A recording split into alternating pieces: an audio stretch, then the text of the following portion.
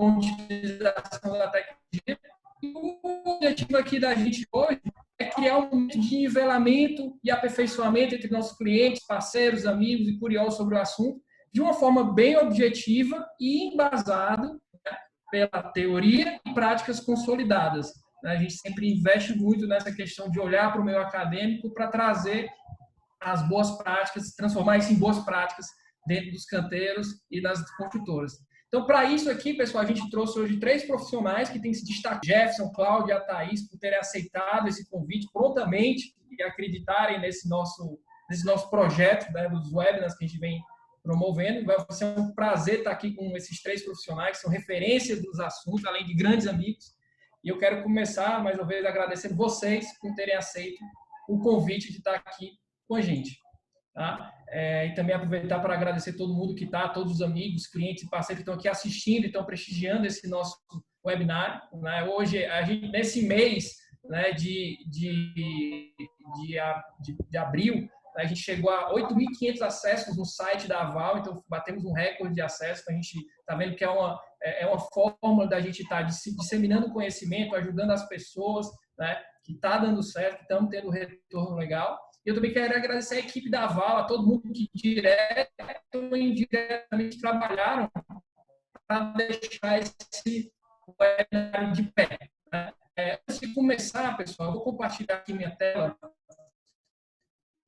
e lançar para vocês a campanha da Aval, que é a nossa campanha da Aval com o Covid-19. Então, a gente pensou numa forma da gente estar, que a gente poderia ajudar os clientes, o parceiro e o setor, né, a estar mitigando os riscos da Covid-19. Então, a gente tem um sistema que é disponibilizando para os nossos parceiros e clientes uma licença do Squat, uma licença gratuita durante 2 meses, com checklist para o combate ao Covid-19 no canteiro. Nesse checklist vão ser contidas as boas práticas que a gente viu em todas essas apresentações, em todos esses formulários.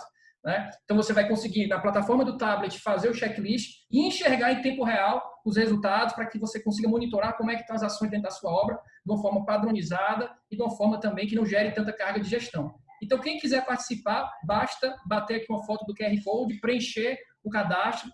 Para os nossos clientes, ele já vai estar automático. Para os parceiros, a gente não vai ter condições de colocar para todo mundo, então a gente vai selecionar os primeiros parceiros que estiverem se cadastrado para a gente fazer a implantação da plataforma. Então, você vai ter acesso a ela durante 2 meses. A ideia foi uma forma que a gente achou, até brinco com o pessoal da Aval, que a gente não sabe fabricar álcool gel, né? Então, vamos dar uma forma da gente ajudar também e contribuir nesse momento que está todo mundo com esse espírito de contribuição, de ajudar o próximo. Então, vai estar aqui o QR Code. Quem não conseguir pegar agora, a Mirella vai colocar o link da landing page aí nas mensagens, que a pessoa é só se inscrever e a gente já vai entrar em contato para logar você na plataforma. Ok? Então, aqui, pessoal, só dando tirando esse parênteses, né, vou fazer até o seguinte, vou deixar aqui a tela compartilhada, né, para quem tiver interesse aí em dar uma olhada. Então, eu vou explicar aqui de uma forma rápida, tá, como é que vai funcionar esse nosso momento. Nós temos 3 palestrantes, nós vamos começar com o Jefferson, em seguida com o Cláudio, depois com a Thaís. Cada um vai ter aproximadamente 15 minutos para estar expondo o seu tema. E, ao final, a Juliana vai estar compilando essas perguntas e a gente vai fazer 2 rodadas de perguntas, né? A gente vai buscar ser o mais objetivo possível, trazer um conteúdo com valor agregado e que consiga despertar algum interesse ou despertar uma prática nova na sua empresa já a partir de amanhã, ok? Então, vamos começar aqui. Eu peço que os palestrantes tenham cuidado em relação ao tempo, tá? A Mirella vai estar monitorando isso e passando para vocês via WhatsApp a questão do tempo da palestra para vocês. E a gente vai iniciar o nosso ciclo de hoje com o Jefferson, que é coordenador do grupo de trabalho BIM e Novacom, aqui de Fortaleza, professor da faculdade Aridiçá, né? E ele está compartilhando já a tela aí, né, Jefferson? Tá, já estou botando a apresentação aqui. E durante o mestrado dele, ele é mestre em construção civil, ele fez um trabalho sensacional com o título Proposta de Plano de Implantação BIM na Indústria da Construção Civil, onde ele desenvolveu, pessoal, uma metodologia para que você consiga aferir a maturidade BIM em uma construtora ou incorporadora. Acredito que ele tem muito a agregar aqui no nosso evento, né? Tanto aqueles que estão dando os primeiros passos de implementação, quanto aqueles que estão buscando quais são os próximos passos. Então, meu amigo Jefferson, muito obrigado mais uma vez. Obrigado pela sua presença, pela sua dedicação. Parabéns pelo seu trabalho de mestrado. Passo a palavra para você para que a gente inicie aqui os trabalhos. Valeu. Obrigado, André. Obrigado aí todo o pessoal da Val pelo convite. É uma honra estar participando dessa iniciativa de vocês, que está tendo tantos resultados positivos. E a ideia da minha participação de hoje é talvez mais compartilhar as experiências que a gente aqui no estado do Ceará está tendo com a implantação do BIM, tá? Rapidamente, para me apresentar, eu sou empresário também da construção civil, tenho minha construtora e, ao mesmo tempo, também tenho um pé na academia, onde eu fiz meu mestrado e também leciono na Faculdade Eretissá. E o meu relacionamento com o BIM, ele começou dentro do Inovacom, onde as construtoras cearenses começaram a se questionar como elas poderiam fazer para adotar o BIM aqui no estado. Não somente dentro da construtora, mas sim estender o BIM para os seus projetistas, para as universidades, para o poder público. E a partir dessa inquietação, se criou um grupo de trabalho, o GT-BIM, lá em 2017, e desde então eu tenho essa grata satisfação de poder estar coordenando esse GT junto com os meus colegas e desenvolvendo um conjunto de ações. Então, o que eu vou estar trazendo aqui para vocês é algumas ações de implantação que a gente vem desenvolvendo aqui no estado, tá bom? Bom, então eu quero rapidamente falar com vocês um pouco das ações de adoção, por que uma construtora deve se preparar para a adoção do BIM, algumas metodologias de adoção, como a gente faz para mensurar a maturidade BIM de uma organização e algumas considerações finais. Primeira questão é as ações de macroadoção. É muito importante a gente ter uma noção de como é que está essa onda do BIM a nível mundial, tá? Essa figura aqui mostra uma visão global dos mandates existentes, tá? A principal conclusão que a gente tira é que o mundo está se organizando para a adoção do BIM. Então, todas essas ações são iniciativas governamentais, políticas de Estado, que estão obrigando a adoção do BIM dentro dos seus países. Então, é importante a gente enxergar que isso não é uma coisa somente do Brasil, a questão da obrigatoriedade, tá bom? E trazendo para um cenário local, nós temos, desde 2018, uma estratégia nacional de disseminação do BIM, que agora, no início de abril de 2020, foi publicado o mandate brasileiro, com as datas e quem é que deve ser obrigado a atender o BIM a partir já de 2021. Então, basicamente, o que diz essa estratégia? É promover um ambiente adequado ao investimento do BIM e sua difusão no país.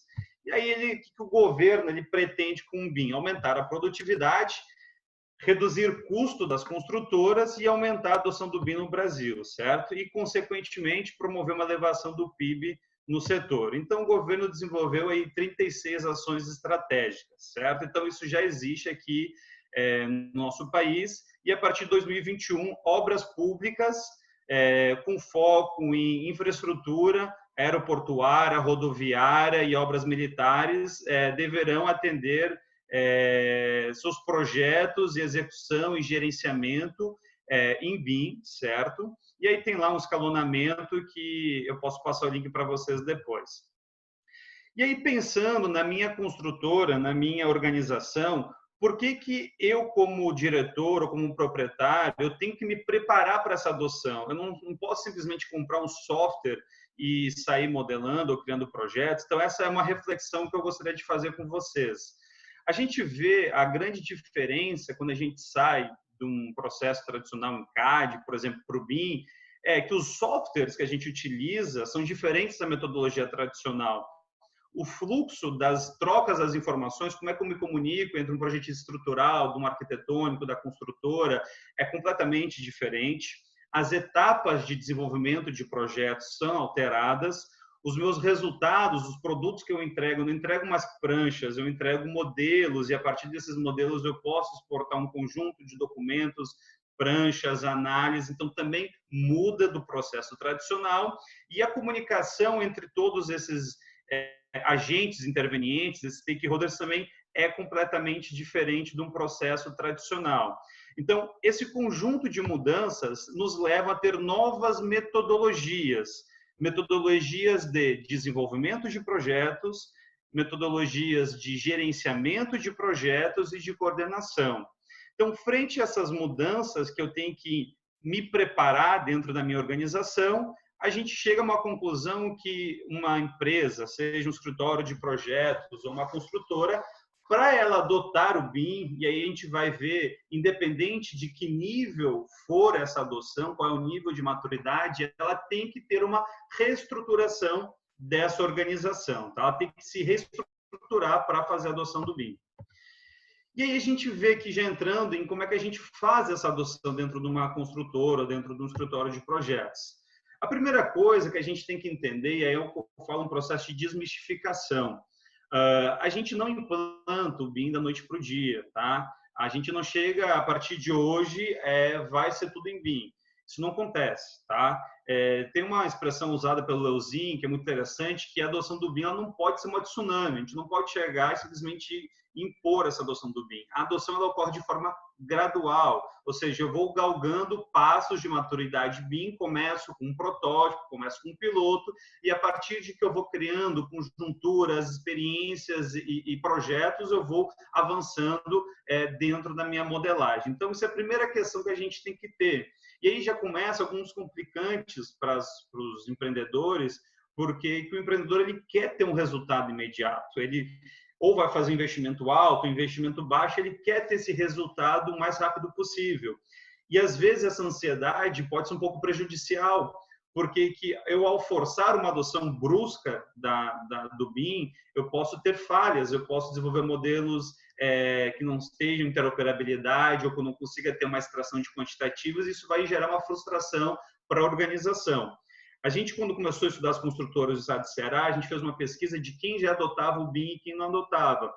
E teve um número muito interessante que muitas construtoras, a gente percebeu que tentaram dar o primeiro passo na adoção, tiveram frustrações e que recuaram para o processo tradicional. E ao analisar os motivos desse passo para trás, a gente pôde entender claramente que foi uma visão despreparada, eles não tinham uma noção do quais conjunturas que eu tenho que me preparar para essa adoção, não é simplesmente comprar um software e sair modelando. Então, quando eu começo, eu decido, não, vou adotar o BIM. Eu convido vocês a fazer uma reflexão, olhando para a sua organização. A primeira questão que a gente tem que pensar é para que eu vou querer o BIM dentro do meu escritório, dentro da minha obra. E eu posso querer o BIM simplesmente por atender o decreto federal, se eu sou uma construtora que vai fazer obra pública, eu sou obrigado a atender o BIM para me manter no mercado. Eu posso querer o BIM para gerar um aumento de produtividade nas minhas obras, a gente pode entender produtividade por análise de construtibilidade, eu simulo a produção e consigo eliminar barreiras.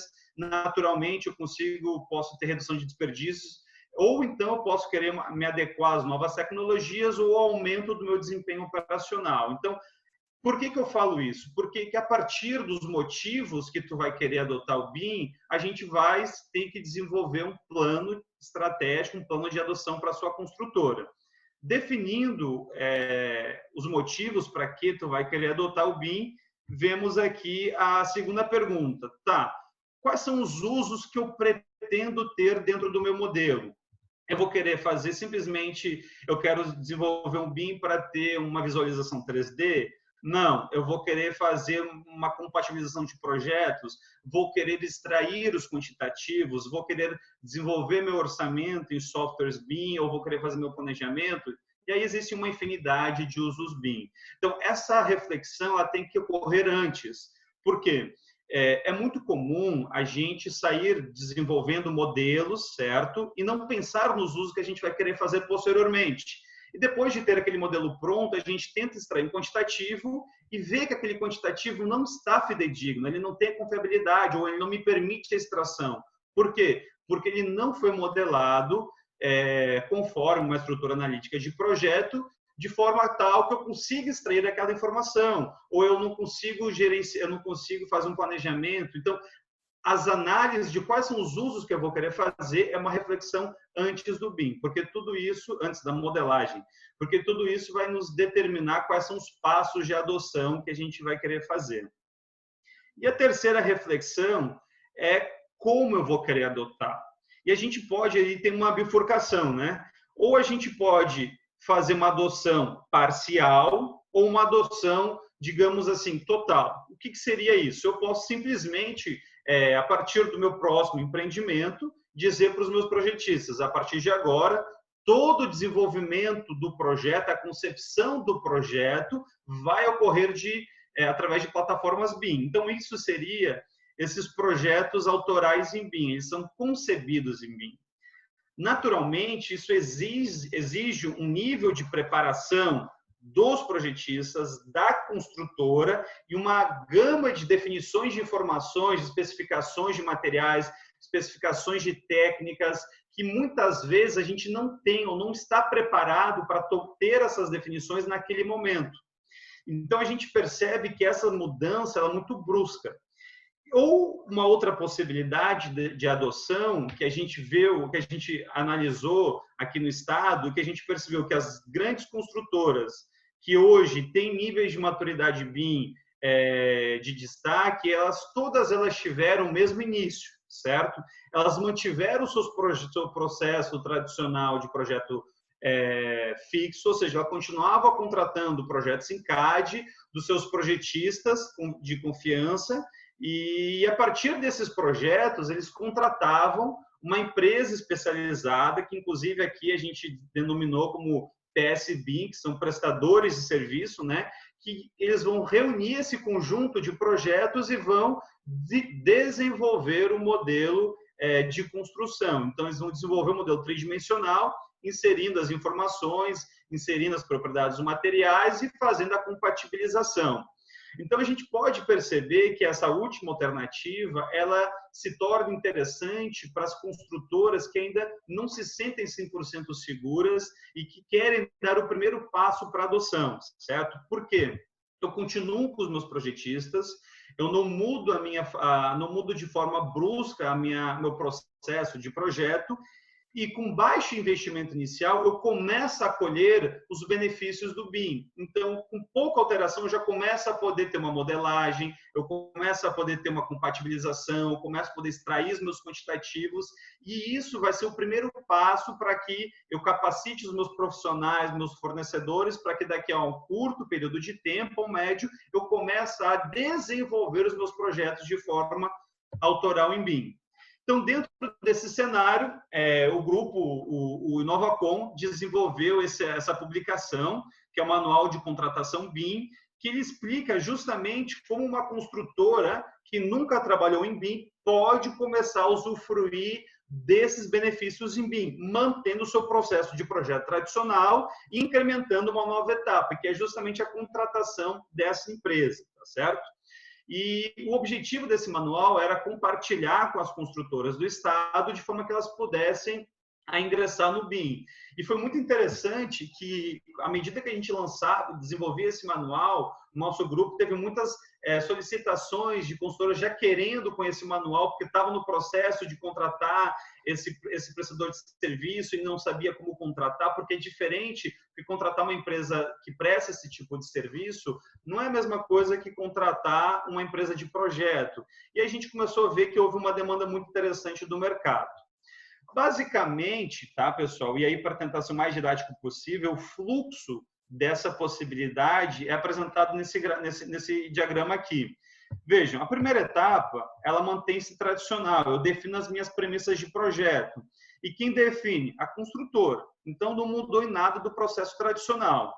A segunda etapa, ela ocorre nos desenvolvimentos de projeto, de forma tradicional. A construtora vai encaminhar para o arquiteto dela, estruturar os projetos de instalações complementares para que eles desenvolvam os projetos.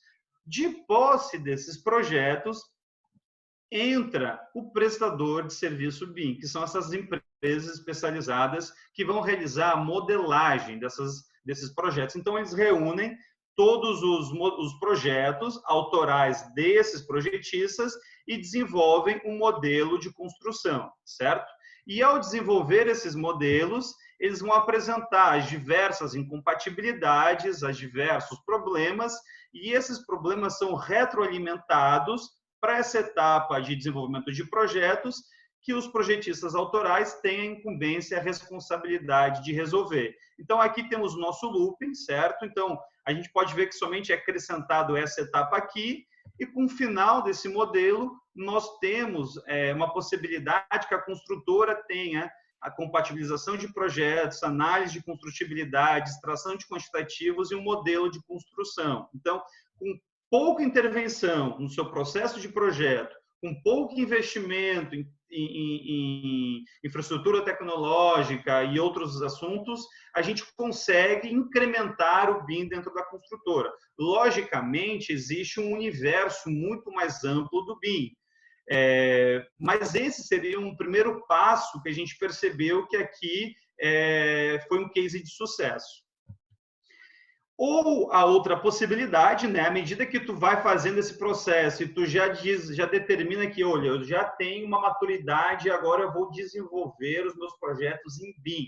Ou seja, o meu arquiteto vai desenvolver em BIM, meu estrutural vai desenvolver em BIM, minhas instalações já vão ser modelagem. Então, a gente precisa definir como vamos desenvolver esse modelo. E aí existe um conceito chamado plano de execução BIM, certo?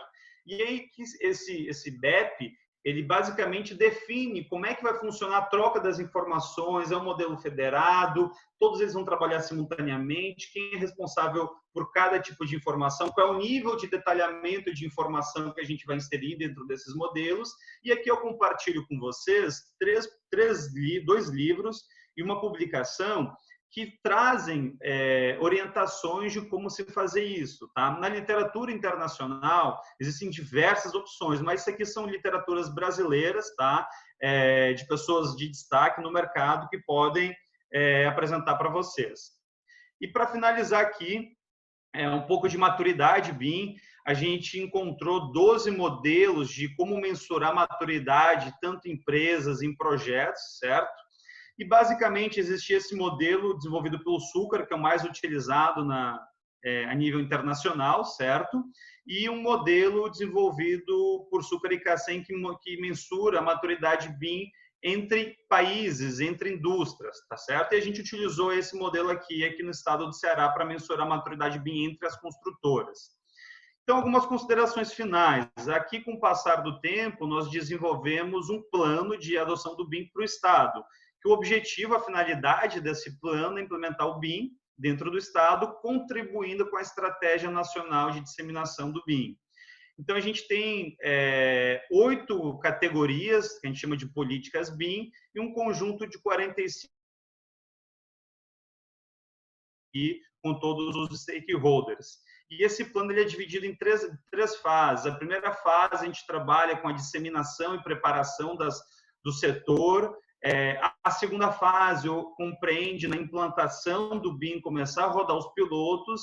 E a terceira fase, a gente começa a galgar os níveis de maturidade.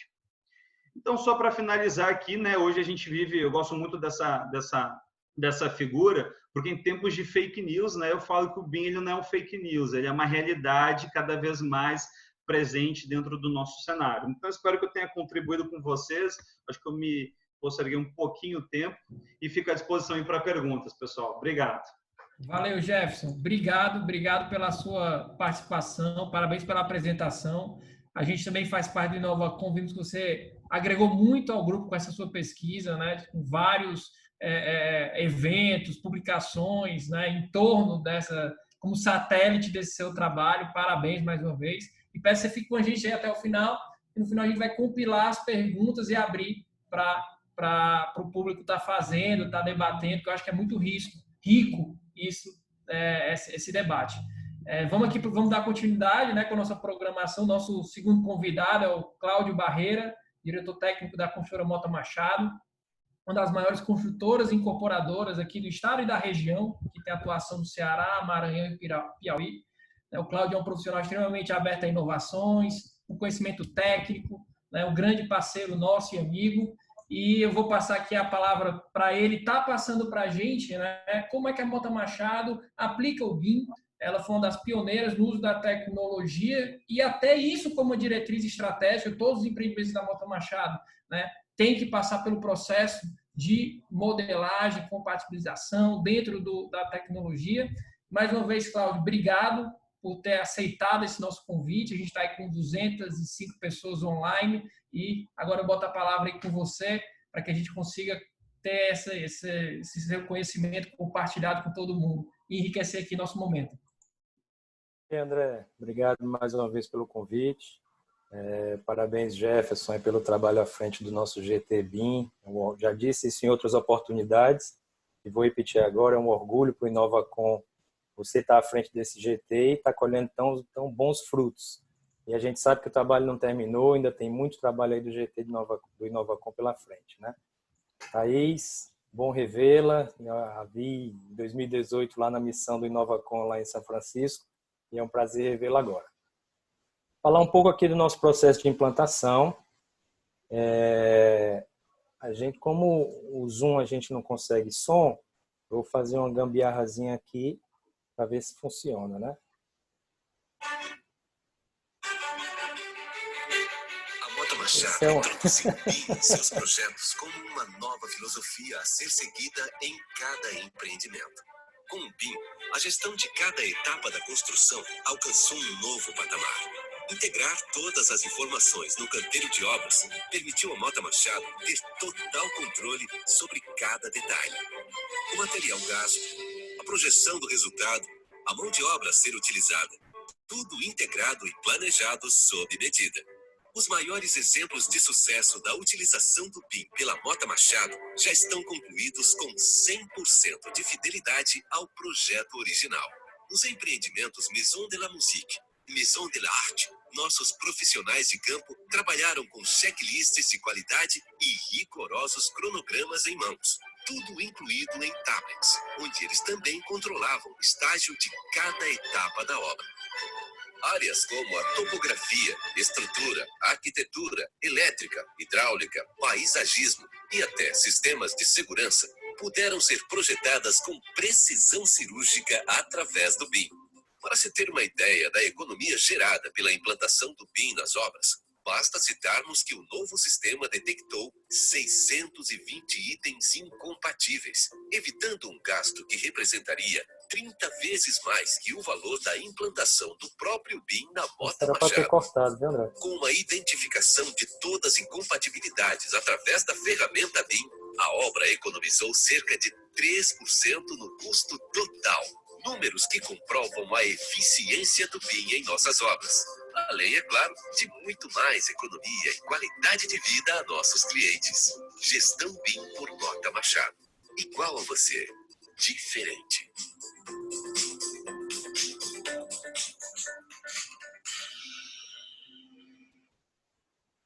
Bom, essa deu 30 vezes era para eu ter cortado, viu, André? Senão tu vai querer encarecer aí o nosso projeto. Gostei, Cláudio, digamos assim, do ajuste técnico que você fez aí no áudio do Zoom, viu? Gostou? Pronto. Gostei. Não entendo, né? Tem que puxar do celular. Lógico. Mas deu para ouvir, ficou claro, né? O áudio. Deu, perfeito, Ótimo. perfeito. Bom, esse foi um trabalho que a gente fez já faz algum tempo. Era um levantamento que a gente tinha feito, porque quanto custa o BIM para a gente? Na verdade, o BIM não é um custo, o BIM é um investimento que a gente faz. Então, a gente pegou aquelas incompatibilidades, 600 e tantos itens, para ver quanto é que isso iria custar se eles fossem para o campo. Obviamente, alguma coisa dali ia ser filtrada na compatibilização no AutoCAD, que a gente já fazia, e lá na obra, se ele fosse feito um retrabalho. Então, tem vários sinões aí que é difícil a gente computar e mensurar quanto é que é essa economia de fato. O que a gente pegou foi um número frio, mas obviamente nem tudo iria ser executado lá no campo se fosse para lá. O BIM ele ajuda a gente a evitar a improvisação, antecipar o poder de decisão de algumas coisas. Mas antes de falar um pouco do BIM, da Mota Machado, falar da Mota Machado, eu sei que tem muita gente de fora do estado que não conhece a Mota Machado. Então, nós somos uma empresa de mais de 50 anos, temos 52 anos da sua fundação. Atuamos, como o André já falou, nos 3 estados aí, Ceará, Piauí e Maranhão. Já estivemos em em São Paulo, capital, Campinas, mas agora só nesses 3 locais. Nós somos top of mind desde 2010, nas pesquisas feitas aqui no Ceará, e já construímos aí mais de 200 projetos, mais de 3 milhões de metros quadrados no decorrer desses 52 anos, tá? A nossa timeline do BIM. Nós iniciamos o BIM, fomos uma das primeiras aqui no estado a tratar do BIM, desde 2012, quando a gente contratou 2 projetos BIM. Aí eu diria que não foi muito um investimento, foi mais um custo de aprendizado. A gente colheu poucos frutos desses 2 primeiros projetos, o que é muito natural, está na curva de aprendizado. A gente levou para o canteiro, usou muito pouco no canteiro na época, em 2012, se apropriou não de planejamento, se apropriou um pouco de quantitativos, mas ainda com aquela desconfiança, será que bate, será que não bate? Então aproveitou os quantitativos, mas tirou os quantitativos também na munheca. E daí a gente veio evoluindo durante 2012 até hoje.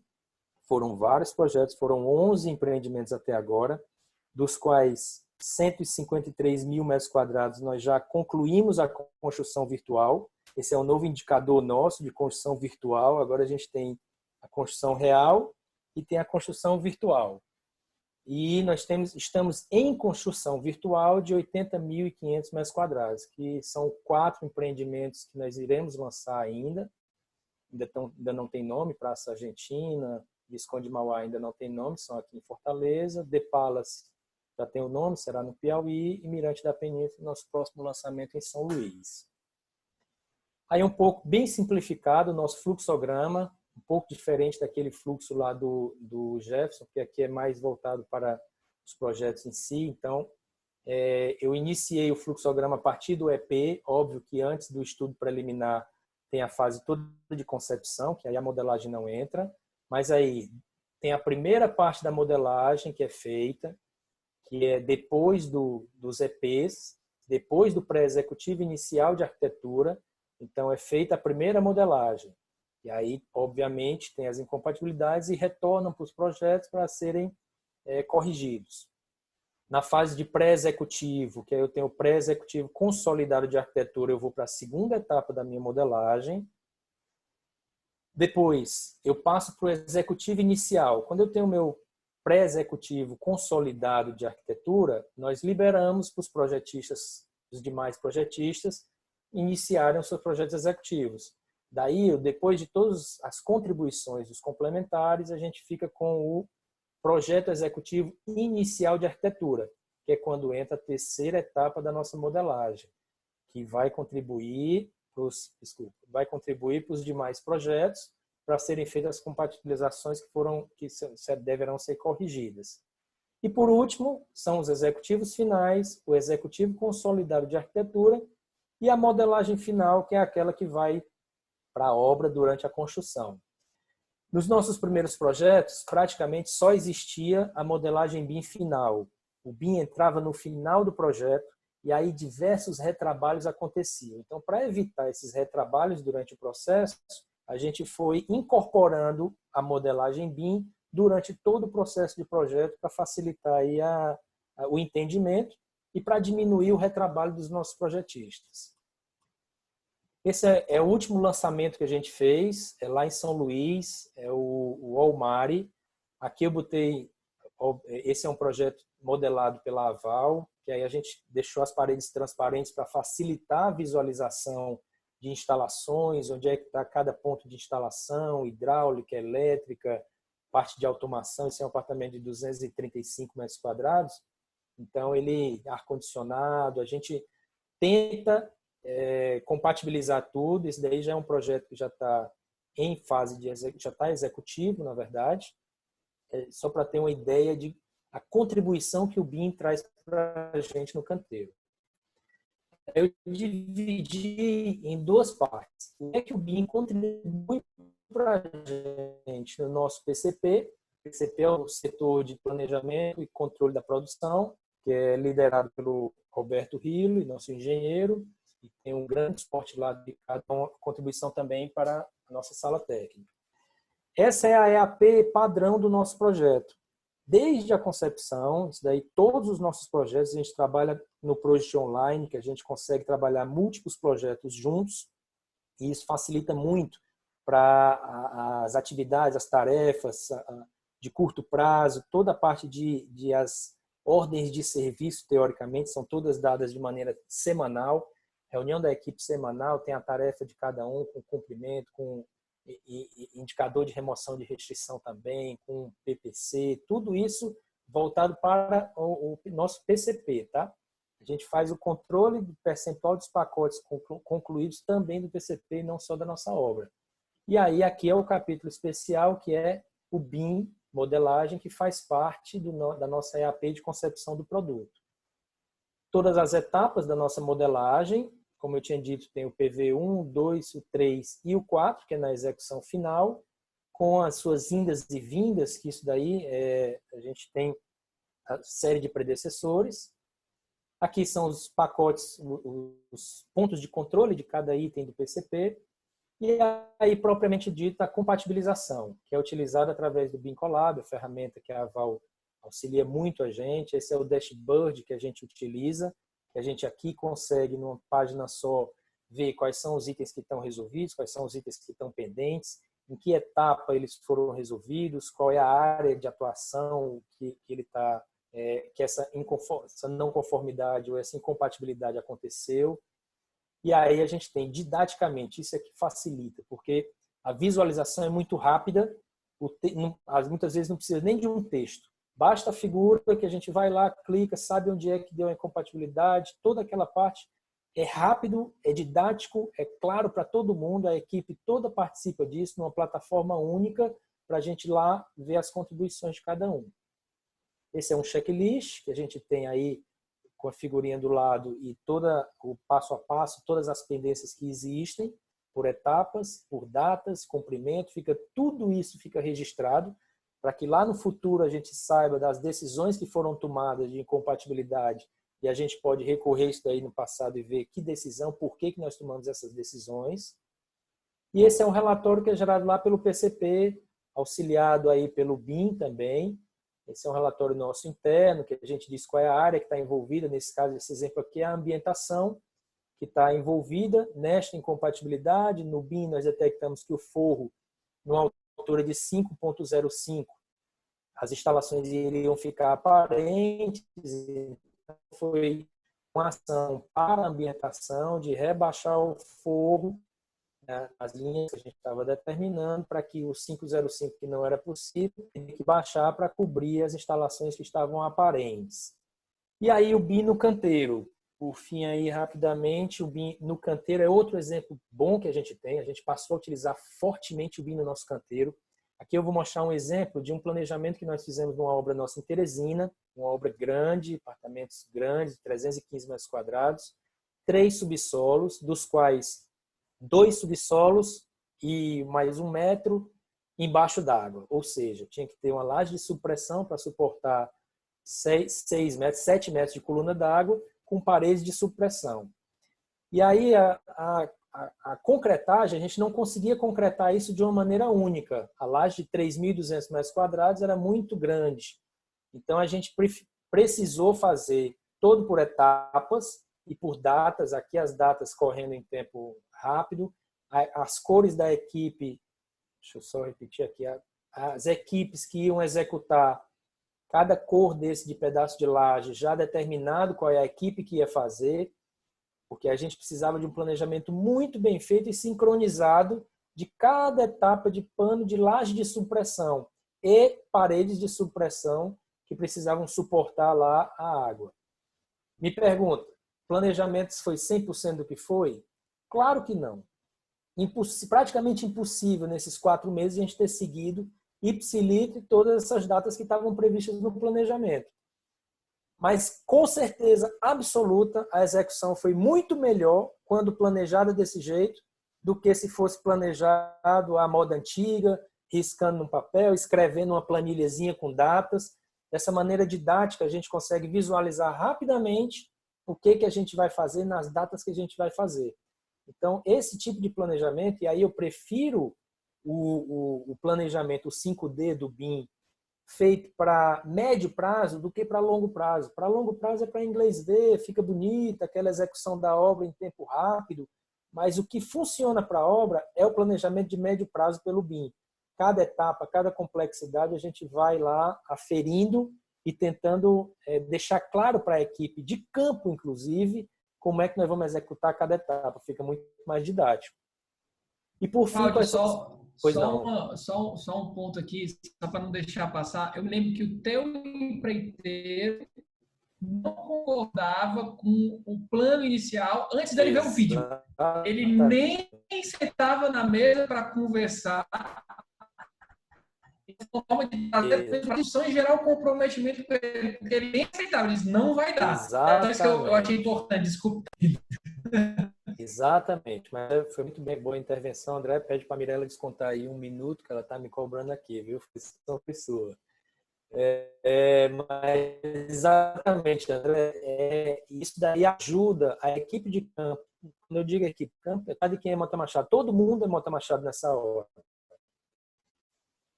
E aí, depois desse planejamento que a gente fez no Project, e aí no Project ficaram aquelas dúvidas, não vai dar, não vai dar. Quando a gente levou isso para o BIM e mostrou isso, execução em tempo rápido, acelerado, aí até brilhou os olhos de quem estava executando, de quem ia executar. Isso daí conquista, né? Atrai a atenção. Então, essa é uma das grandes vantagens do BIM, é o fácil entendimento do que vai ser feito. E, para finalizar, os próximos passos que a gente pensa para o BIM o Jefferson já falou, trabalhar o BIM em uma plataforma única. Hoje, eu considero um alto grau de retrabalho que a gente tem, porque os projetistas projetam em 2D, a gente vai lá, modela aquela etapa, volta para o 2D, corrige no 2D, volta para a modelagem, mais uma etapa, evolui, começa a trabalhar no 2D, passa para... Isso, para mim, eu considero irracional. Tem ganhos? Lógico que tem, senão já tinha deixado o BIM para trás há muito tempo. Tem muitos ganhos, mas a gente tem que evoluir. E esse é um trabalho não só da Mota Machado. A gente não consegue só nadar de braçada aqui sozinho, não. Aí é que está a importância do InovaCon, do trabalho do Jeff, do GT, do BIM, que a gente tem uma obrigação de cadeia da construção, atuar de uma maneira única para a gente conseguir trabalhar o BIM de uma plataforma única, onde todos os projetistas conseguem contribuir com aquilo numa mesma plataforma. Implantar o 6D e o 7D é um próximo passo. Eu acho que a gente ainda pode evoluir muito dentro dos 5Ds que a gente trabalha, principalmente na parte de orçamentação. A gente se utiliza muito bem de estativos, mas orçamentação propriamente dita, a gente ainda precisa crescer muito. Mas nós não estamos longe do 6D e do 7D, não. A gente já passa para a gente. E treinamento. Equipe, treinamento sempre. Treinamento para a equipe da nossa PCP. Treinamento principalmente para a nossa equipe de campo. A gente precisa disseminar mais o BIM no tablet, seja imprimindo um pedaço, um banheiro do BIM e levando lá para a equipe de campo. A gente precisa intensificar mais os nossos treinamentos da equipe de campo. É isso. Foi no tempo aí. Eu espero ter atendido aí. Estou aberto para perguntas posteriormente. Legal, Cláudio. Obrigado. Muito obrigado. Foi bastante rico. Você mostrou de uma forma bem objetiva como é que a Mota Machado está implantando o BIM, né? É uma coisa real, palpável. Parabéns pela apresentação. Obrigado pela parceria. O Cláudio é uma pessoa que apoia muito o nosso trabalho da Aval, né? Eu peço a todos que registrem as suas perguntas, já estou colocando aí no chat, a Juliana já está selecionando, porque é muito rico, como eu falei, essa troca de ideias após a apresentação. Então, mais uma vez, muito obrigado e parabéns, Cláudio, obrigado pela ajuda, foi bem enriquecedor sua apresentação. E a nossa terceira convidada hoje, né, a gente está com uma convidada internacional, que é a nossa professora Thais Alves. A Thais foi minha professora de gerenciamento da construção civil, tive esse privilégio e sorte, ela marcou muito a nossa turma, até hoje a gente comenta, né, tanto pelo conhecimento técnico, quanto pela dedicação e compromisso que ela tinha com o aprendizado da gente. Muito obrigado, aproveito aqui em nome de todo mundo que fez parte dessa turma, Thais, muito obrigado pela sua contribuição. Hoje a Thaís ela é uma doutora em gestão da construção civil, professora da Universidade de San Diego, na Califórnia, e vem nos presentear com essa apresentação, com essa palestra sobre BIM e operações no canteiro. Thaís, muito obrigado por ter aceitado participar desse projeto. É um prazer ter você aqui com a gente. Eu passo a palavra para você, que está todo mundo ansioso para ouvir a sua apresentação.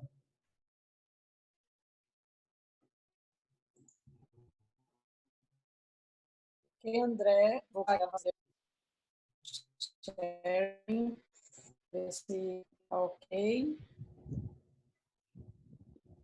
Vocês conseguem ver a minha tela agora? Sim. Ok, então vamos lá. Agora mudou, né? Isso. Vocês estão vendo a tela cheia? Eu tenho que perguntar isso, que eu estou com duas telas. Ou vocês estão vendo a tela cheia? Não, ela está como se fosse, eu vejo a tela atual um pouco maior, só os slides de canto. Vou mudar aqui, só um pouquinho. Eu estava com duas screens. Agora sim, perfeito, Thaís. Então, muito obrigada, André, pelo convite hoje.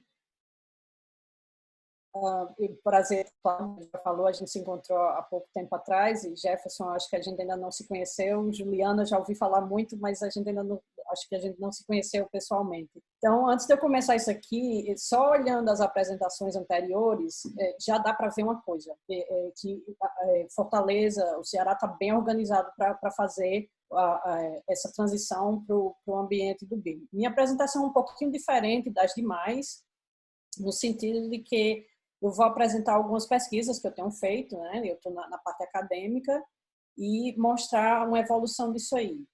Antes de começar, eu também queria fazer um comentário sobre o André. A turma dele, eu acho que foi a primeira que eu tive na UFC, quando eu estava ensinando na UFC, e é impressionante, a palavra que vem na minha cabeça é amazing. É impressionante ver onde eles chegaram hoje, e eu sinto muita falta daquela turma, né? Muitas pessoas estão trabalhando, e a gente se encontra aí pelos diferentes caminhos da vida. Então, é recíproco esse carinho. Então, hoje eu sou professora da San Diego State University. Eu sou a chair do nosso programa, que é Construction Engineering Management. E quando eu vim para San Diego, uma das coisas que me chamaram a atenção aqui é que era muito parecido com Fortaleza. Por quê? Porque a indústria aqui apoia o nosso programa. Então, parte do meu salário, por exemplo, apesar de eu ser uma funcionária do Estado, parte do meu salário é paga pela indústria. É uma coisa, para mim, que é muito importante, esse trabalho que a gente tem aqui com a indústria. Então, a primeira coisa que eu queria chamar a atenção é como o BIM vem evoluindo aqui nos Estados Unidos, né? Então, em 2010, teve uma pesquisa feita com mais de 400 pessoas, e eles disseram que o BIM é usado principalmente para a questão da visualização, para detectar interferências, que foram algumas coisas que já foram discutidas aqui agora. Os usos mais frequentes, 10 anos atrás, era explorar o projeto como a composição de objetos, como foi mostrado também, e o BIM para o sequenciamento da construção, que é o que me deixa mais interessada, né? Como é que a gente vai usar isso aí? Eu acho que André é a pessoa perfeita para fazer isso, porque se alguém pode dizer que vem fazendo construção enxuta há mais de 10 anos, com a idade que ele tem, ele é um dos poucos. Então, para mim, isso é perfeito para ele agora, porque ele está pegando uma ferramenta impressionante, que tem muita habilidade, muita coisa para oferecer, e ele está usando o conhecimento que ele tinha com a construção enxuta, que a gente vai falar agora também. Então, nas construtoras, isso era usado para detectar interferência, visualização de as-built. Então, isso aí 10 anos atrás, né? Naquele tempo, as empresas de arquitetura lideraram. Você fala com os arquitetos hoje aqui nos Estados Unidos, eles não querem voltar mais para o CAD. Ninguém quer saber de CAD. Já faz tudo no BIM e coloca para frente, né?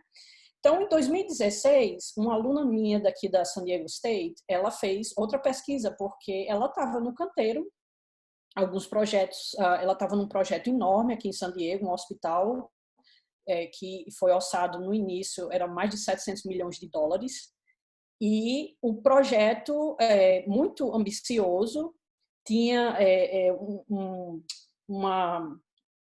a equipe que estava na obra tinha tudo para usar BIM, mas eles tinham um modelo e eles não usavam para as operações da obra. Então, eles tinham um problema. Tem uma foto aqui da parte de escavação, e é um dos exemplos dela, que ela tem na dissertação de mestrado dela, na tese de mestrado, que ela coloca que eles constantemente eles tinham problemas. Por quê? Porque eles não conseguiam ver as coisas porque não usavam os modelos. Então, a gente fez essa pesquisa e a maioria dos respondentes foi daqui do sul da Califórnia, o pessoal de Washington, de Phoenix, no Arizona, e em Dallas, no Texas. As pessoas que responderam com mais frequência foram os project managers, que é gerente de obras, os superintendentes, que aqui nos Estados Unidos é uma figura entre o mestre de obra e o project manager, o gerente da obra.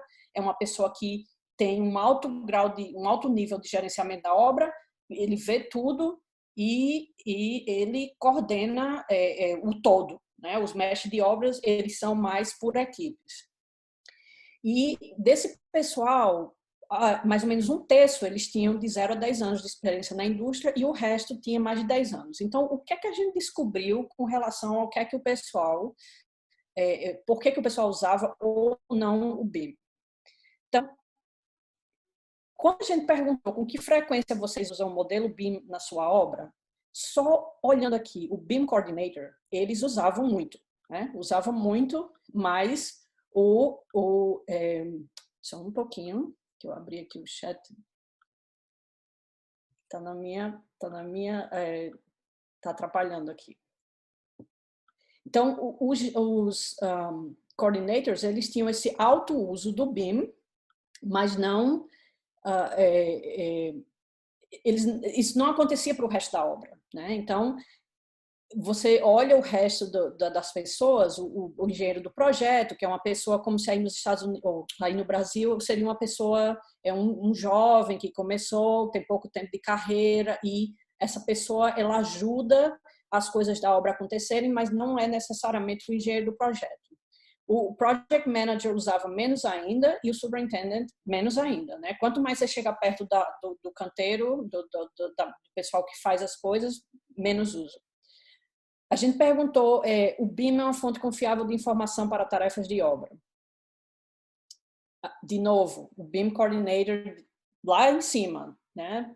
80 e tantos por cento, 83% disse super confiável, né? Eu confio muito, strongly agree, eu concordo plenamente que isso é a verdade. Quando a gente vai para o Project Engineer, já cai bastante, né? Já tem bem menos gente que acha que o BIM é uma fonte confiável de informação. Então, o que a gente percebeu nisso? Primeiro, que as pessoas que não tinham treinamento no BIM, isso é uma continuação da apresentação anterior de Cláudio, que ele terminou com o treinamento. Se elas não têm treinamento, elas não confiam no modelo. E aí vem essa frase de Frederick Taylor, que é uma das minhas frases favoritas com relação a desperdício, né? Então, o que é que ele diz? Ele diz que a gente consegue ver e sentir o desperdício das coisas materiais, mas o desperdício das pessoas de não fazerem as coisas de forma correta ou de não seguirem as instruções ou de não terem instruções, a gente não vê isso. As pessoas fazem as coisas erradas e a gente não vê. E a gente perde a oportunidade de usar o BIM para mostrar como é que essas coisas podem ser planejadas corretamente, né? Então, a gente vê que quem é treinado, e aqui nos Estados Unidos as pessoas têm o coordenador do BIM, ele é contratado da empresa. As empresas, as grandes construtoras aqui, elas subcontratam tudo, mas elas têm um departamento de BIM porque elas querem controlar como é que isso aí se desenvolve. Então, é muito importante que as pessoas tenham treinamento, que elas não percam tempo fazendo coisas erradas porque elas não foram treinadas e elas não confiam no modelo, né? Então, vamos pensar nisso aí. Qual é o cenário atual que a gente vê agora? A gente vê ainda, né? Essa pesquisa foi de 2016, mas ainda eu tenho alguns alunos jovens que eles estão tendo aulas de BIM já na universidade. Então, quando eles vão para a obra, eles já estão bem mais confortáveis com a questão do BIM, porque eles foram treinados para isso. Eles podem usar o BIM realmente para avançar as coisas na obra. As pessoas não abraçam a tecnologia porque não confiam e os potenciais ganhos que podem ser obtidos com o BIM, infelizmente, não são realizados porque as pessoas não confiam no modelo, não sabe abrir. A gente fez várias perguntas. Você sabe abrir um modelo? Quais os softwares que você usa? E toda a vida ia para as pessoas que são BIM coordinators, né? Então, em 2019, o ano passado, eu estou num trabalho agora com o Construction Industry Institute e nós estamos estudando a programação de obras, né? O desenvolvimento de programação de obras de forma colaborativa. O que é que aconteceu? A gente foi perguntar para o pessoal, fizemos uma survey o ano passado e mais de 200 pessoas responderam. A gente tirou, isso já são os números que foram utilizados, mais gente respondeu, mas a gente deletou algumas respostas porque não estava completa as respostas. Então, quando a gente perguntou se o BIM é utilizado na obra, a maioria diz que não. 2/3 aqui nos Estados Unidos, 2/3 das pessoas que responderam essa pesquisa disseram não tem certeza que se o BIM é utilizado para utilizar a obra. 12% não tem certeza, 22% sim, 66% não. Por quê? A gente tem essa tecnologia, por que não usa? Depois a gente perguntou se eles achavam que o nível de colaboração da obra era adequado. 40%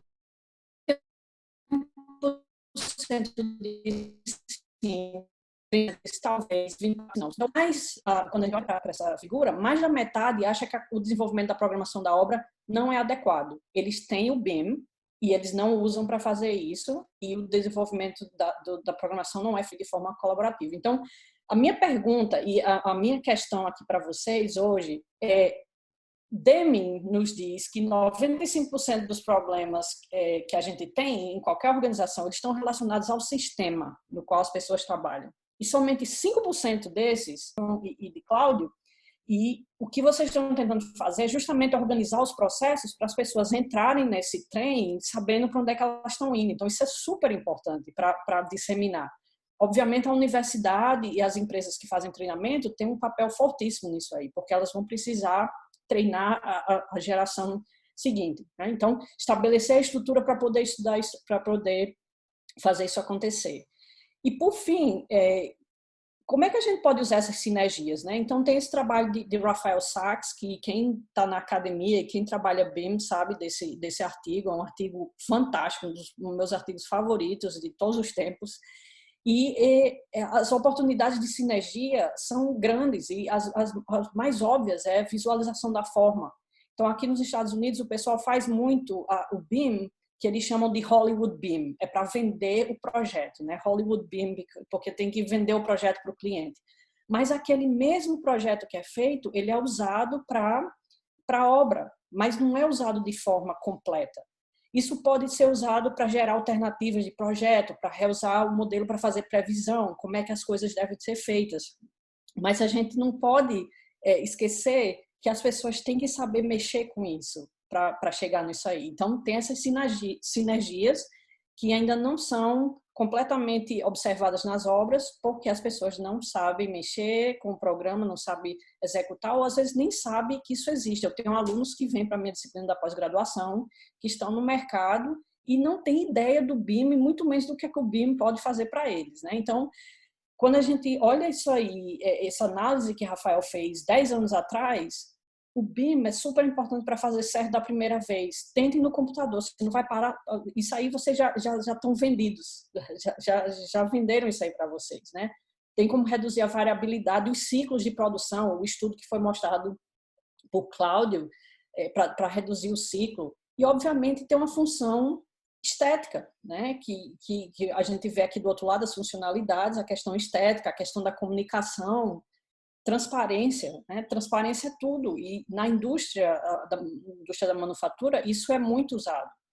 Então, para terminar a minha apresentação, eu vou deixar vocês com esses slides. Eu tentei colocar mais as coisas os estudos que eu tenho feito. Eu não sou uma pessoa que mexe com o modelo, a minha parte é mais o que é que você vai fazer com o modelo, por que as pessoas estão usando, por que as pessoas não usam isso no planejamento, como é que pode ser usado. Então, a gente está terminando um estudo agora que vai mostrar algumas coisas relacionadas à parte de programação colaborativa, né? Desenvolvimento da programação da obra de forma colaborativa. mas BIM ainda é muito pouco utilizado.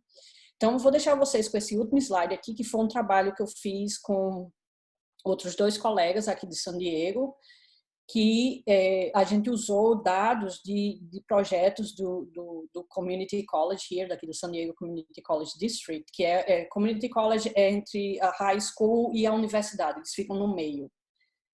E eles tinham um programa muito grande de dinheiro para gastar e fazer obras, e o David Umstattd, que é um dos autores aqui, ele era o chanceler do sistema na parte de facilities, né, a parte de construção.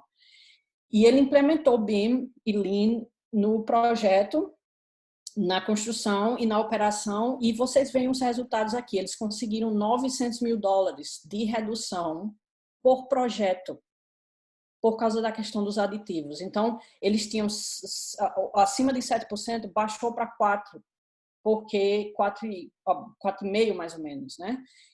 Com isso, eles também eles passaram a requisitar o Less Planner System para melhorar a data de entrega das obras. Eles usaram o Target Value Design, o custeio meta, e com as outras coisas que eles estavam usando, o BIM e tudo mais, eles reduziram o custo. Eles tinham o custo meta e o custo ainda foi para baixo, 7%. Dos projetos que usaram Lean e BIM, teve um aumento de 45% nos projetos que receberam certificação Lean. E, por fim, a questão da manutenção. Eles conseguiram reduzir a manutenção de 3,73 para 1,46 num período de 3 anos. Então, eles ganharam muito dinheiro para construir, eles precisavam economizar na manutenção. Então, esses foram os resultados que o time de David Umstattd conseguiu, porque eles fizeram a coisa certa e estavam usando o BIM e o Lean para ajudar isso aí. Então, com isso, eu termino a minha apresentação. E muito obrigada. Isso é uma foto da nossa universidade, da San Diego State. E San Diego, ela aparece desse jeito, praticamente todo dia do ano. Então, é difícil estar trancado em casa e não poder ir para o campus. Mas agradeço o convite, André, e agradeço a participação nesse evento. Obrigada, André. Valeu, obrigado, Thaís. Obrigado pela palestra. Foi bem interessante esse overview que a gente teve aí de como é que está o BIM, né? A gente percebe que eu vejo que a tecnologia avançou, mas o processo de gestão, o envolvimento das pessoas, né? Principalmente o pessoal de campo, a gente às vezes fica se achando aquele patinho feio, né? Poxa, aqui a gente ainda não consegue, mas a gente vê que é um desafio não só a nível local, né, a nível nacional, dentro da realidade dos Estados Unidos, que é bem mais desenvolvida, na parte prática, né, a gente vê que ainda é um entrave. A gente vai, eu vou começar aqui as perguntas, tá? Que já possam ajudar a gente. Opa, deixa eu compartilhar aqui. Em relação aos nossos próximos webinários, a gente está com essa nossa meta de estar fazendo sempre esses webinários, estar divulgando as ações. Então, ter acesso a uma pesquisa de satisfação, a respeito, sugerir novos temas para a gente trazer temas que agreguem para os nossos clientes. E eu queria começar, tá, pessoal, fazendo uma pergunta, Juliana, vou furar um pouco a fila aqui, fazer uma pergunta que está latente aqui com a Thaís, certo? Em relação a essa questão do ecossistema BIM, eu vejo que o Cláudio falou que os próximos passos dele são relacionados à questão de você não ter mais essa etapa da modelagem, tá? Você não tem mais essa etapa de meus projetos já nascem em BIM, mas aqui a gente tem um desafio muito grande, que é essa questão dos projetistas incorporarem as práticas construtivas dentro desse modelo. A gente ainda tem muito essa cultura o projetista faz o line, o offset, a outra line tem uma parede, que é o que estava lá no AutoCAD. E jogar isso para o BIM, mas a gente percebe que para fazer o 4D, o 5D, eu preciso de mais propriedades. Então, eu queria que tu pudesse dividir com a gente como é que está esse ecossistema aí nos Estados Unidos, como é que está essa realidade dessa interação entre os projetistas, conhecendo a metodologia construtiva, se isso ainda é uma barreira ou se isso aí já está mais bem equacionado do que aqui no Brasil. Deixa eu ver se eu entendi sua pergunta. O que eu vejo aqui, André, o que os nossos alunos eles se formam e o tipo de emprego que eles conseguem, as empresas contratantes, que a gente chama aqui de general contractors, que é quem contrata todo mundo para trabalhar na obra, eles têm um setor dentro da empresa, então raramente isso é terceirizado. Nas grandes construtoras, nas construtoras médias eles podem ter um auxílio, os arquitetos eles já fazem isso, todo mundo tem que fazer isso, porque em alguns contratos, isso era outra coisa que eu esqueci de falar na minha apresentação, você pode pedir isso aí o dia todo, mas quando tiver no contrato, tem que fazer, não tem como fugir. Quando o cliente, quando o governo federal ou o governo estadual ou quem quer que seja chegar e dizer, ou a Mota Machado disser, só trabalha comigo quem fizer o BIM, todo mundo vai ter que se adequar. Então, nesse sentido, as pessoas estão fazendo, não tem volta, não tem como. Não tem como.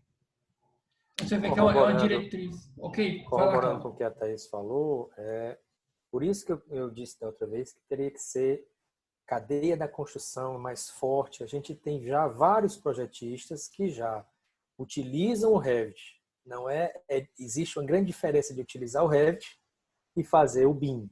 Então a gente tem alguns projetistas já que utilizam o Revit, já tem uma preocupação de se incorporar no BIM, mas de nada adianta você projetar no Revit a parede que vai funcionar para um projeto de arquitetura, mas não vai funcionar para mim, para eu utilizar aquela parede com todos os panos que vão desde emassamento, desde revestimento de gesso, de pintura, que eu possa me aproveitar para fazer os quantitativos disso, no mínimo os quantitativos. Então, por isso que o InovaCon tem um papel fundamental nesse aperfeiçoamento, nessa plataforma única do BIM, né?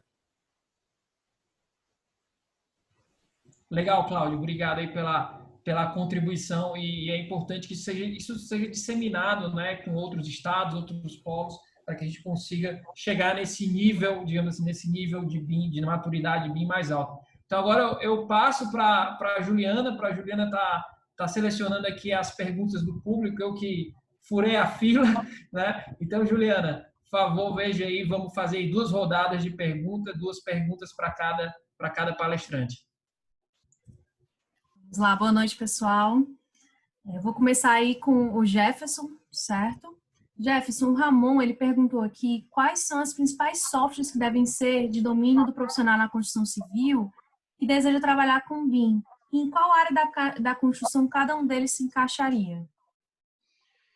Ramon, o software BIM vai depender muito do uso na qual tu vai querer fazer. Por exemplo, uma modelagem em BIM, nós temos aí 2 softwares muito utilizados, o Revit e o ArchiCAD. São 2 softwares muito utilizados para modelagem. Agora, por exemplo, se eu quero fazer uma simulação, um orçamento, eu posso usar o Navisworks, por exemplo. Se eu quiser trabalhar com colaboração de projetos, a troca de informações, o BIM Collab também que o Cláudio apresentou é muito interessante. Uma aplicação de um BIM canteiro de obras que recentemente foi desenvolvido no Rio Grande do Sul, que foi aberto agora para o mundo inteiro, é o Algin. Ele é uma realidade aumentada que te permite levar um modelo BIM num canteiro de obras e tu consegue botar numa escala 1 para 1 todo o teu edifício.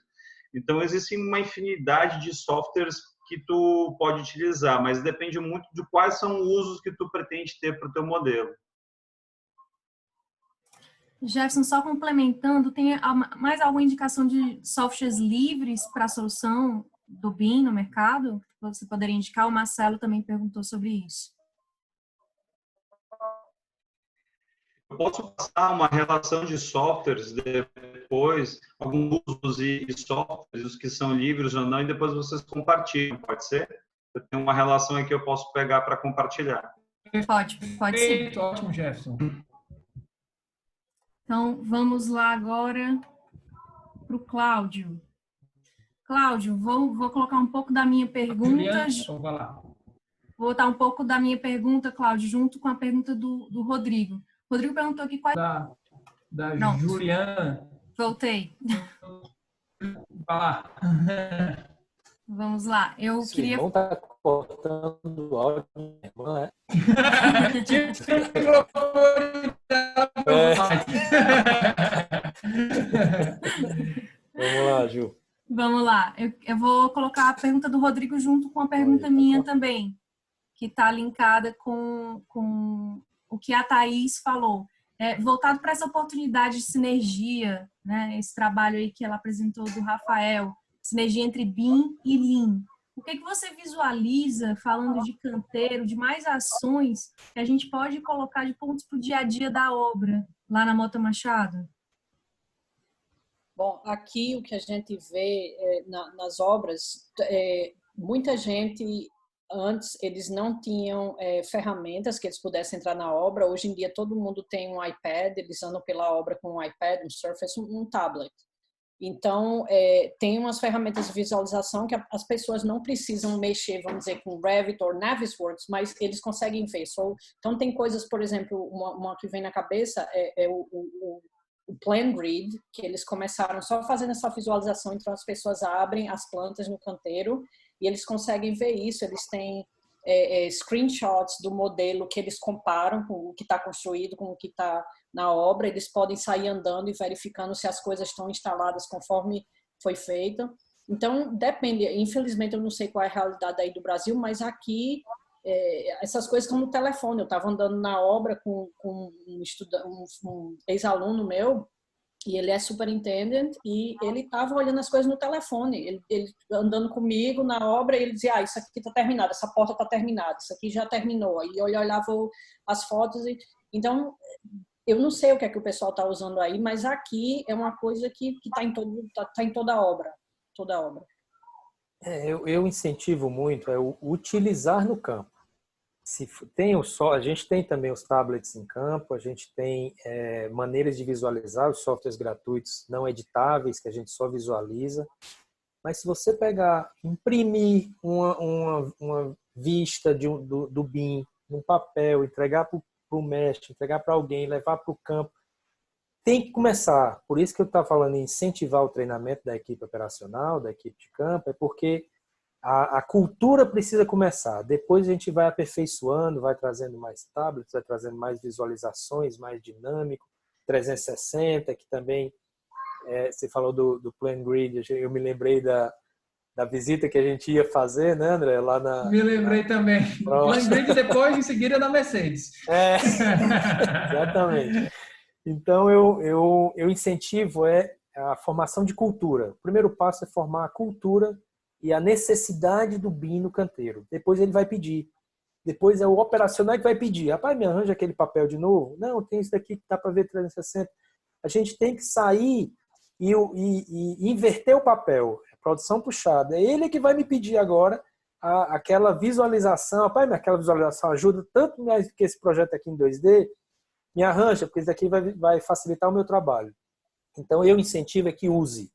Seja ele num pedaço de papel impresso, seja ele num aplicativo gratuito, seja ele numa visão 360 graus. Legal. Vamos lá agora para outra aí para a professora Thaís. Essa pergunta é da Dani Crispim e do Renato Kinderé. Cara, professora Thaís, é uma grande alegria revê-la, mesmo que pela internet. Sua participação enriquece bastante essa discussão. E a pergunta vem, houve alguma regulamentação por parte do governo americano para o uso do BIM em obras públicas? Existe resistência quando a gente fala de empresários para o BIM? Era mais ou menos, são essas duas aqui que eles fizeram. Ok. Um alô para Daniela e Renato. E aqui não existe imposição do governo com relação a isso aí. Aqui nos Estados Unidos tem umas coisas interessantes, assim, mas varia muito de quem pede. Então, por exemplo, no sistema da Universidade da Califórnia, né, que eles têm, eu acho que são 12 campos aqui na Califórnia. Então, eles começam a pedir nos contratos. No contrato já diz, quem for participar desse projeto tem que participar com o BIM. O sistema do qual a minha universidade faz parte, é o California State University, tem 23 campos. Eles mudaram o contrato e disseram que eles querem Lean, Less Planner, BIM, botaram tudo no contrato. Então, vem do contrato. O contratante decide o que é que eles querem. E, Daniela, se você continuou na área que você trabalhava, quando eu estava aí na área de estruturas, por exemplo, hoje eu tenho um evento aqui do Lean Construction Institute, daqui de San Diego, e eu vou facilitar um evento com um colega que é da área de estruturas. Ele trabalha numa empresa aqui americana, chama Degg & Co.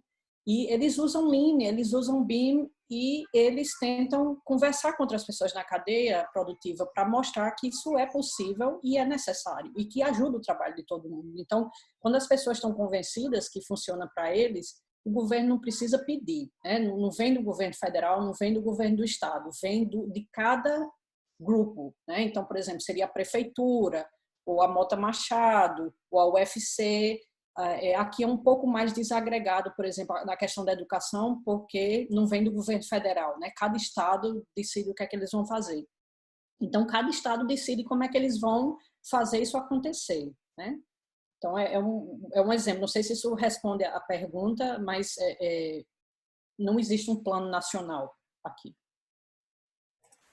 Legal, Thaís. A gente vê que aí é muito voltado para livre concorrência, cada um buscando sua eficiência operacional, as pessoas já tendo esse convencimento de que a inovação faz parte do processo de melhoria da eficiência operacional. Então, surgindo aqui muitas perguntas, eu vou fazer ela aqui aberta aos três, quem se sentir aí mais confortável para estar respondendo, para estar contribuindo, referentes à manutenção pós-obra. Eu percebo que um dos fatores de decisão, principalmente em corporações, construções residenciais, na hora de você comprar um empreendimento, é o custo da manutenção, que é uma taxa que você vai estar pagando ali, de condomínio, manutenção e operação do prédio, em prédios comerciais também, hospitais. Onde é que vocês, se vocês já enxergaram, se for ter uma pergunta, eu vi aqui o Beda Barcobebas, né, que fez até uma palestra para a gente recentemente no Inovacom. Obrigado por estar participando, Beda. E ele fez direcionada para a Thaís, mas eu queria abrir para vocês três, né? O que vocês estão vendo disso, do BIM ser utilizado no pós-obra para reduzir o custo de operação e como argumento de vendas até como um edifício sustentável mais eficiente operacionalmente? André, vou dar uma contribuição aqui da minha experiência, o que eu tenho visto. Hoje a gente vê muito pouco aplicação do BIM em gestão de facilities, né? Gestão de ativos, a gente pode entrar nesses conceitos. E os casos que a gente vê de destaque aqui no Brasil, muito de infraestruturas, obras de aeroporto, por exemplo, inclusive o aeroporto de Fortaleza. Eu tenho duas alunas minhas que trabalham lá e o papel delas é justamente preparar os modelos para a gestão desses ativos. Então, a gente começa a ver que o cenário brasileiro ainda está muito nessa questão de obras de grande porte. Shopping centers também estão nesse sentido. Obras de habitação, a gente está começando a engatinhar. E talvez o Cláudio pode contribuir um pouco do como é que a Mota Machado está se preparando para entrar nesse caminho. Para a Mota Machado ainda não é uma realidade. A gente está aí começando a estudar o assunto para ver como a gente pode contribuir, principalmente porque nossos prédios agora são muito sustentáveis. A gente tem aí a energia solar, tem as tomadas para carro elétrico, tem piscina aquecida a gás, então tem a manutenibilidade é muito grande pós-obra, né? Então, por isso que a gente tem aí um projeto para implantar o BIM nos facilities. Mas eu concordo com o Jefferson, eu acho que hoje a realidade está mais voltada ou para prédios comerciais, quando o incorporador vai atuar na administração daquele prédio, ou para obras industriais, aeroportos e obras de infraestrutura. Hoje a realidade do Brasil é isso. Legal, pessoal. Thaís, o que vocês enxergam aí nos Estados Unidos? Aqui tem um número mágico que eu escuto da indústria, não só na questão da manutenção, mas nos projetos pequenos. Vocês pegam um projeto que for menos de 10 milhões. Na Califórnia, acho que você constrói muito pouco com esse valor. Então, eles nem olham bem. Se o projeto é pequeno demais, eles nem olham para nada. Então, quando o projeto vai ficar maior, o que eu escuto muito, e eu tenho muitos alunos que eles vêm da Marinha Americana fazer o mestrado no nosso programa, e eu escuto de outras pessoas também que eles não conseguem botar um BIM na mão de ninguém porque o pessoal não sabe usar. Então, você tem essa Ferrari que a pessoa não sabe dirigir. Então, ainda aqui, a parte de manutenção está melhorando. As grandes empresas que têm os campos grandes, com muitos prédios,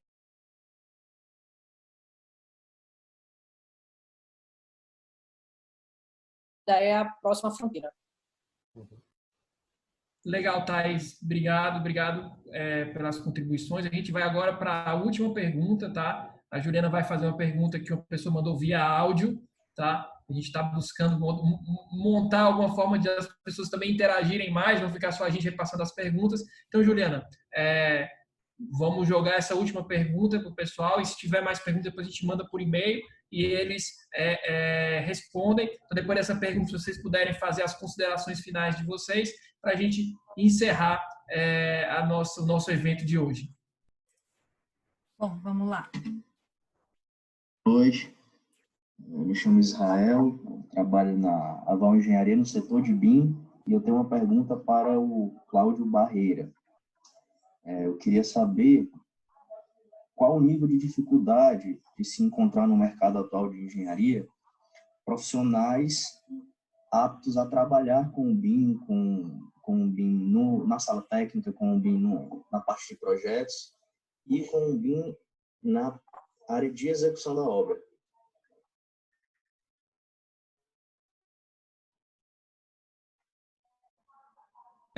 Eu acho que travou um pouco, mas ele falou, complementando o que ele falou, ele perguntou a dificuldade de encontrar profissionais para a área de sala técnica e para a área de obra, né, para gestão de obras que possam utilizar o BIM. Eu acho que foi isso, Flávio. Hoje, a dificuldade bem menor do que foi no passado recente.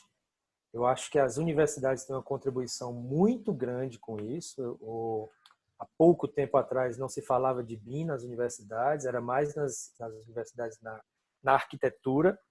A engenharia, os engenheiros saíam sem falar de BIM, só se projetava, usava-se Revit muito na arquitetura, e a engenharia, que tem uma ampla variedade de disciplinas, de projetos inclusive, era pouco tratado isso. Hoje isso vem mudando bastante, pelo que eu percebo aí nas universidades de engenharia, nas faculdades de engenharia, e eu acho que está cada vez melhor. Como eu já falei anteriormente, a mudança da cultura já começou, já viraram a chave. O que a gente precisa agora é implementar, massificar o BIM entre os profissionais.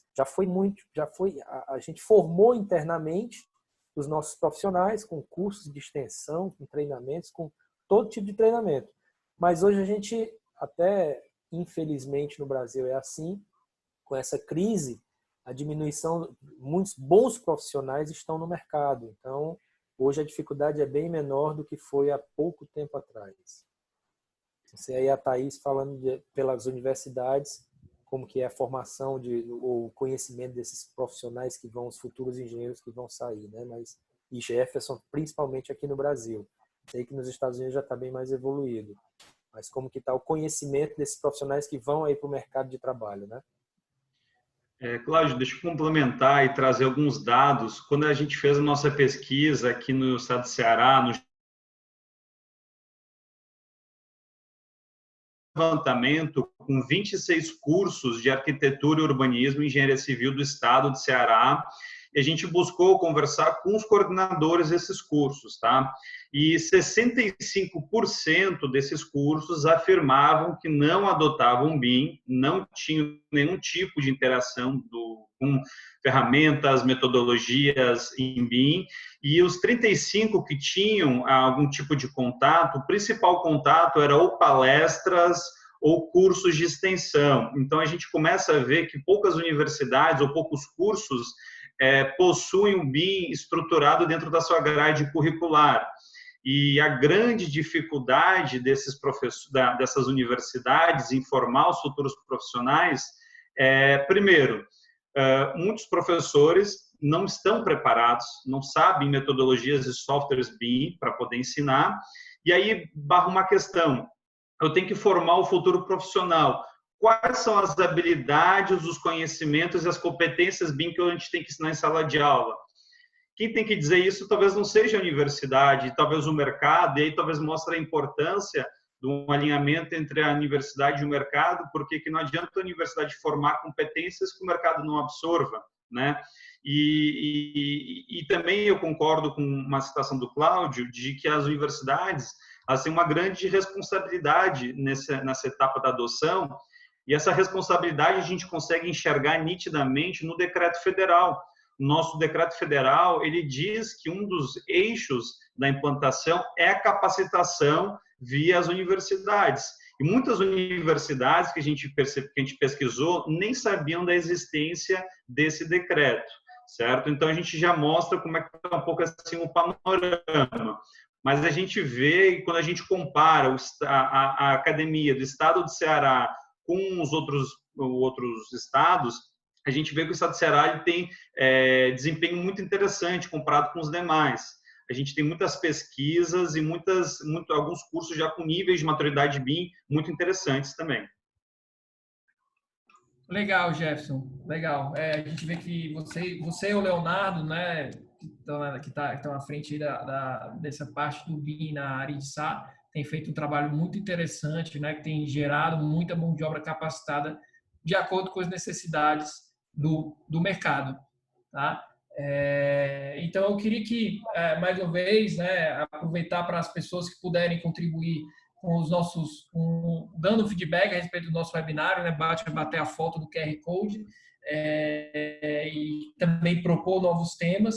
Queria também que os palestrantes pudessem fazer aí suas considerações finais e aproveitar para, mais uma vez, agradecê-los pela disponibilidade, pelo conteúdo que vocês ajudaram muitas pessoas nesse nosso rápido encontro. Mas, mais uma vez, muito obrigado pela parceria. É um prazer estar aqui, estar conversando com os amigos. É uma forma da gente se reencontrar virtualmente, né? E muito obrigado. Passo para vocês fazerem as considerações finais. Bom, vou começar, então, aproveitar a ordem, né? Primeiro, agradecer aí ao André a oportunidade, uma grande satisfação estar com vocês, com o Cláudio, que é uma referência para nós, o Novacom. É uma grande inspiração da adoção do BIM no Estado. Muitas das nossas inspirações em como desenvolver o manual foram inspirados na própria ação da Mota Machado. Ela teve um papel muito fundamental no nosso GT. A professora Thais, muito obrigada aí com a troca de ideias. E a minha mensagem final, eu vou deixar focado, talvez, uma mensagem para os estudantes e para as empresas, os empreendedores. O BIM já é uma realidade, tá? Cedo ou tarde, a gente já vê agentes financiadores de obras já se preparando para fiscalizar e liberar crédito somente com obras em BIM. Então, a gente começa a ver que é um caminho sem saída. Então, para os estudantes que estão buscando se diferenciar no mercado, acho que esse é um bom caminho, certo? E quando eu falo um bom caminho, não é saber mexer em softwares. Operadores de softwares, aí a gente consegue simplesmente, num vídeo de YouTube, capacitar essas pessoas, mas a gente precisa de pessoas que entendam de metodologias, de desenvolvimento de projetos e suas repercussões. E aos empreendedores, tentem adotar o BIM, se certifiquem, estejam ancorados em boas metodologias, em boas práticas. Se você busquem acesso a esse Novacom, porque que é uma organização caracterizada por compartilhar suas informações. A gente tem muitas boas práticas que a gente pode compartilhar, e a gente tem lá empresas de grande, médio e pequeno porte. E eu tenho acompanhado muitas empresas de pequeno porte que fazem uma obra Minha Casa Minha Vida, de 10 casas na região metropolitana, incorporando o BIM sem altos custos e tendo retorno. Então, essa é a minha mensagem final de incentivo aí para esses dois stakeholders. Legal. Eu quero agradecer aí a André e a equipe toda, Juliana, Vitor, a equipe toda da Val, não só pela live de hoje, mas pela parceria de sempre, que começa desde o pacote completo aí com os meninos. Estamos muito satisfeitos com essa parceria. O Mota Machado tem certeza de que essa parceria ainda é bastante duradoura. Parabenizar o Jefferson aí pela explanação dele. Realmente, como eu já disse, o orgulho aí do Inovacom, o trabalho que saiu do Inovacom bem complexo. A gente entende que é o primeiro trabalho de muitos do GT BIM que virão aí pelo Inovacom, com o Jefferson liderando isso. Thaís, muito boa apresentação, bom revê-la. Tomara que essa pandemia passe logo, que você possa vir aqui ao Ceará para a gente conversar, para a gente ver suas explanações no Conex aí do Barros Neto. E foi um prazer, parabéns pela explanação. No mais, é deixar a Mota Machado de portas abertas para quem não teve a oportunidade aí de fazer a pergunta. Se quiser fazer, o meu contato, os meninos repassa para a Val ou me manda por e-mail, claudio@motamachado.com.br. Quiser fazer uma visita lá presencialmente, a equipe está de braços abertos para explicar mais detalhadamente o nosso processo BIM. Ok? Boa noite a todos.